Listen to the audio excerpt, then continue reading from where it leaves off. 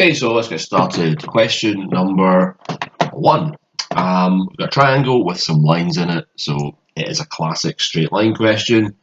Let's get this centered. There we go. Classic straight line question, and whenever you get that, pardon me, you should be thinking to yourself, PGE. So I'll just go up here. Question 1. P as in the points, G as in the gradient, and from that I'll be able to work out the equation. PGE. So find the median BD. So the median BD is this line here. So I know the point B, I know that's 11, -8. I do not know the point D, but the median cuts this line in half. So if I say that A is -5, -12, and C is -3, 6, what number is bang in the middle of that? Well, all you do is you add your x's, divide them by 2, add your y's, divide them by 2. So in fact, sorry, not add them. Add them. So -8 divided by 2 is -4, and -12 add 6 is -6. Divide that by 2 is -3. And you can just double check you've done that correctly. So let's look between the x's here. Each time I'm going up 1. So it's balanced, that's good. And on the y's, it looks like I'm going, what's that? I'm going up 8. No, I'm going 9, sorry, 9, yeah, 9. And up here, another 9 as well. Yeah, so nice and balanced, that's looking good to me. So I can put my midpoint in over here. I can say that that's -4, -3. So to get the gradient, y2 take away y1. So, again, if you want to, you could just label them up, x1, y1, just to remind you, just so you're not making a silly mistake, So -3, take away -8, and -4, take away 11. Call that MBD. Yeah. So it's -3 add 8, that'll give me 5. And -4 take away 11, -15. So I'm going to get -1/3 for my gradient. And then I'm ready to do my equation. So I'll do A and B. I'll use these numbers, they're quite a bit smaller. So y, take away b, mx minus a. So there's going to be a +3, -1/3, +4. And I'll times everything by 3 at this point just to get rid of that third.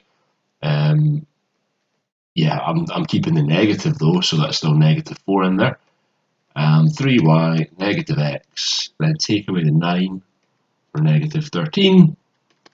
So y, -1/3 x, 13/3. Different ways you could write it. It's dealer's choice. I quite like finishing like this. The marking scheme has it finished at this point. You're getting your mark for your midpoint, a mark for your gradient, and a mark for your final answer. So just tick that off. So you get a tick, and here a tick. So a nice way to start the paper off. Straight line, PGE every single time. And if you take your time, you will be okay. And this is the graveyard of the silly mistake. If you don't make silly mistakes, you'll be fine. Okay, just take your time. Altitude. Find the altitude AE. Now, people always get medians and altitudes mixed up. They've tried to help you out here by drawing it. You can see that that is a 90-degree line there. If you forget what an altitude is, just think of a plane. Try and draw. That's the best plane I can draw there. There you go. Try and think of a plane above the ground. You would talk about the altitude, as the height above the ground, wouldn't you? Okay, you wouldn't talk about this distance being the altitude.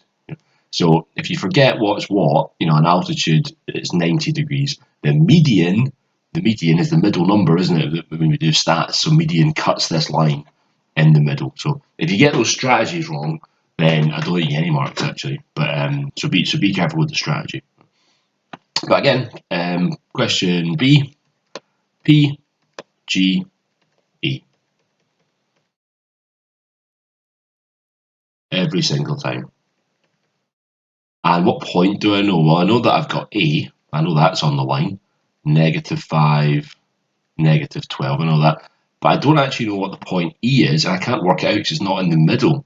But what I can do is I can work out the gradient of CB and then take the perpendicular gradient of that for my line.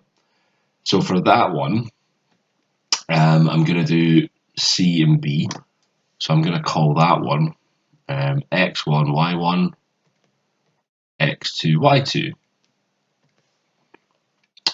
6, take away -8,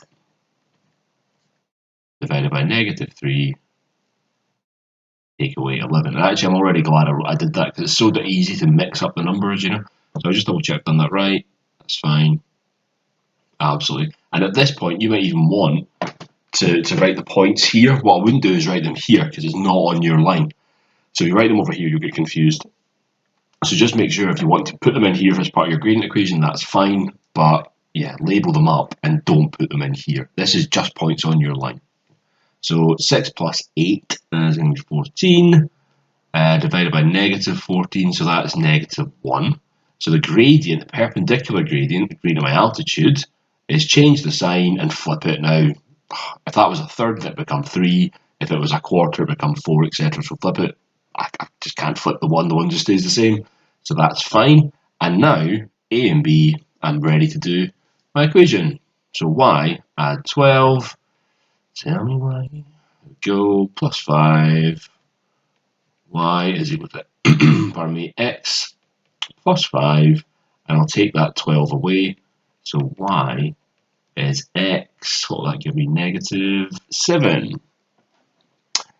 So let's have a look at the marking scheme then. You're going to mark for, yep, a mark for here and a mark for here, a mark for your final answer. So far so good, yes, 6 very nice little marks. Not a huge amount of stress, I wouldn't have said, but very easy to make a small arithmetic mistake and you can, or algebraic mistake, and you can avoid that by just taking your time, labeling these up and getting your headings in, okay? And very last bit, part C, is find where they meet. And all we're doing for that is some simultaneous equations. And at this point, I'm going to use my first equation in this form, because that's a lot nicer to work with, that form there. And my next one, there we go. Oh, and look at that, they've made it quite easy for us. So sometimes you've got to ratio your equations, multiply them, whatever. In this case, I can just add these together. So I'm going to go 4y. The x's will add to cancel out. And -13 add -7, that's going to be -20. So y is going to be -5. Fantastic. So we got a mark for that. And if I sub that into my other equation, it will be that y is equal to -5 take away 7. So that's equal to negative. I feel I made a little mistake there. Let me think. 2 seconds. Of course. Because I'm getting to the end of the video, I'm rushing it. I was just thinking, this doesn't, some of my spidey senses are tingling. So y, sorry, is -5. So -5 is equal to x take away 7. So x, add 7 to both sides, is 2. So my final answer there, I'd be saying the coordinate they meet at is 2, -5. And I'm just write it that way, just to annoy me. But yeah, not a tough one. But as you saw there just at the end, when you start rushing, you make a silly mistake, don't you? So altitude is at 90 degrees, so make sure you remember to do the gradient of this line and then take the perpendicular gradient. The median cuts it in the middle. A perpendicular bisector is both. A perpendicular bisector cuts something in the middle of the line and at 90 degrees, so they might ask for that as well. And how do they, where they meet? Well, they're going to meet with the simultaneous equations. So you're looking to get the coefficient the same on one of your terms. I already had that's -1 and 1, that's fine. You don't have to get the signs to be the same because you can take them away or add them or do what you want as long as the coefficients are the same. Some people like to have it so that it's a negative here and a positive here, whatever works for you. But you don't actually have to do that. You want the coefficient the same though. So yep, that's science little 8 marks in the bag. Straight line, pretty straightforward. Haha, excuse the pun. So I would be really looking to nail that, but just take your time. Okay, so easy to make a mistake. Okay. Yep, that's us. 6 marks in the bag.